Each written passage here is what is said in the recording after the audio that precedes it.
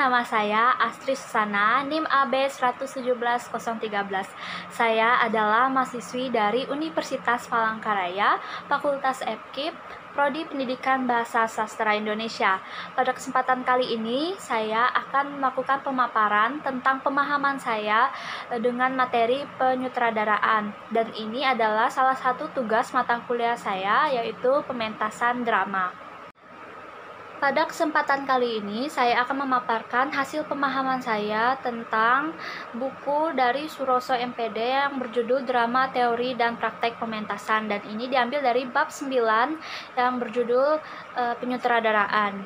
Nah, sebelum kita masuk ke bagian itu, kita terlebih dahulu harus mengerti apa itu penyutradaraan.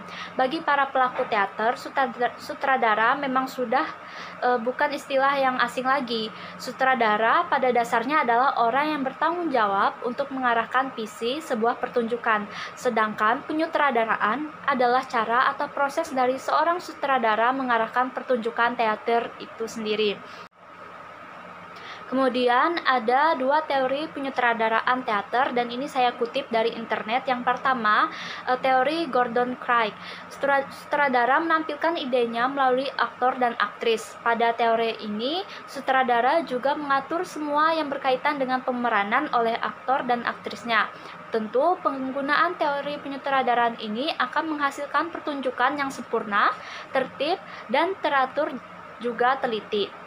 Tetapi di sisi lain, jika menggunakan teori ini, sutradara akan menjadi diktator. Aktor maupun aktrisnya akan menjadi alat sutradara dan diharuskan meniru atau menerapkan gaya bermain yang sudah ditentukan oleh sutradara. Ini bisa membuat mereka kehilangan kesempatan untuk berkreasi. Kemudian yang kedua adalah teori Laissez-faire. Aktor dan aktris berperan sebagai pencipta dan dalam teater. Tugas sutradara hanya membantu mengarahkan aktor dan aktris dalam mengekspresikan dirinya dalam sebuah lakon. Sementara aktor dan aktris bebas mengembangkan konsepsi individual terhadap perannya masing-masing. Memang, jika kita menggunakan teori ini, aktris dan aktor akan memiliki kesempatan untuk berkembang menurut bakat dan kemampuannya masing-masing karena sutradara memberi kesempatan pada mereka untuk melakukan proses kreatif. Dan kemudian saya akan lanjut ke bab 9, yaitu penyutradaraan.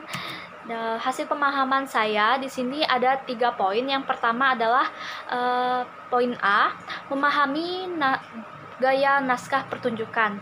Setelah membaca naskah drama, tentunya akan ada beberapa ciri yang nampak. Apabila dilihat dari segi bahasa, maka naskah tragedi memiliki bahasa yang puitis atau diindah-indahkan. Bahasa yang digunakan tidak menciptakan efektivitas maksudnya dan tujuan. Hal tersebut digunakan untuk mencapai fungsi puitis dari bahasa. Itulah sebabnya Aristoteles berpendapat bahwa dalam pertunjukan tragedi bertujuan untuk mencapai katarisis atau penyucian diri. Unsur puitis digunakan untuk membius perasaan penonton dengan bahasa yang indah sehingga mampu menimbulkan rasa kagum. Hal lain yang bisa diamati adalah adanya dialog antara paduan suara atau koor dengan aktor yang memerankan tokoh. Dialog ini dihadirkan agar terhapusnya jarak waktu dan ruang antara penonton dengan pertunjukan. Ada beberapa gaya naskah lainnya dalam teater modern, yaitu yang pertama, gaya realis. Gaya naskah realis adalah naskah yang menggunakan cara pandang bertolak peristiwa keseharian atau peristiwa di dunia nyata. Tentunya tokoh, waktu, ruang, dan latar juga permasalahan yang terjadi bertolak dari peristiwa keseharian atau kenyataan. Kemudian yang kedua itu adalah gaya surrealis.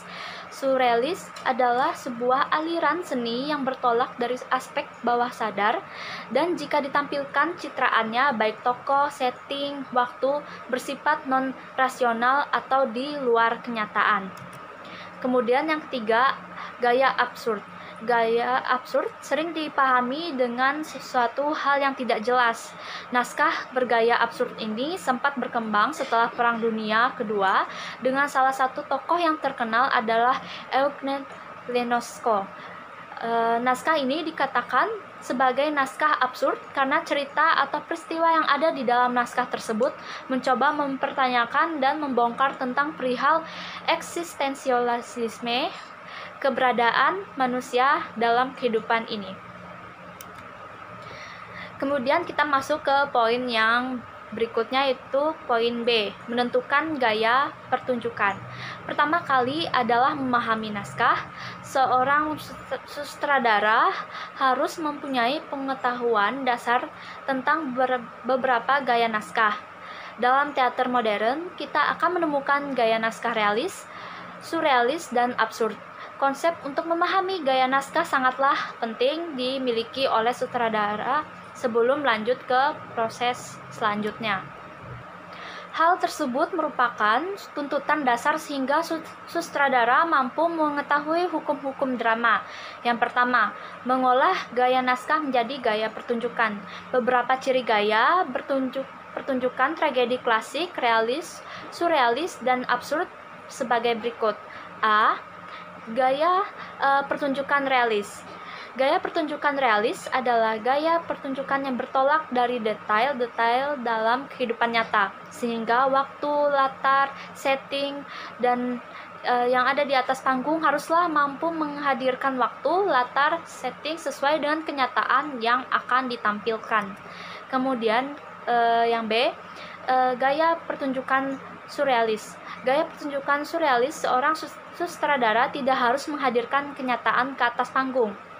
Akan tetapi, surrealisme bisa menjadi ekspresi dari kenyataan itu, sehingga make up dan kostum yang dipakai tidak menyerupai keseharian, justru bisa dihadirkan dengan gaya-gaya karikatural. Kemudian yang ke-C, gaya pertunjukan klasik.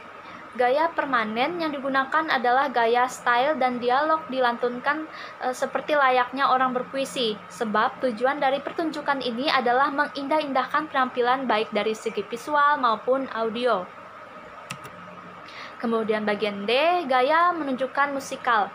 Gaya pertunjukan musikal adalah pertunjukan teater yang bertolak dari gaya-gaya musik. Kehadiran musik tidak hanya sebagai ilustrasi, akan tetapi musik mempunyai peran yang cukup penting sebagai pencipta irama. Kemudian kita masuk ke bagian kedua, yaitu praktik. Setelah analisis terhadap naskah selesai dan sutradara telah mampu mengetahui gaya naskah tersebut, maka langkah berikutnya adalah menentukan gaya pertunjukan yang seperti apakah yang akan digunakan. Kemudian poin yang terakhir yaitu merealisasikan konsep. Merealisasikan konsep penyutradaraan dengan mengimplementasikan analisis naskah dan gaya pertunjukan dalam bentuk pelatihan tahap demi tahap, seperti menyusun jadwal pelatihan terstruktur sampai latihan akhir dan pementasan. Nah, demikianlah hasil pemaparan yang saya dapat sampaikan pada kesempatan kali ini di video ini. Semoga apa yang saya sampaikan ini dapat bermanfaat bagi teman-teman sekalian yang mendengarkan dan menonton video ini. Terima kasih sudah mengikuti video ini dari awal, pertengahan hingga berakhir. Terima kasih, jangan lupa like, comment, dan subscribe. Thank you.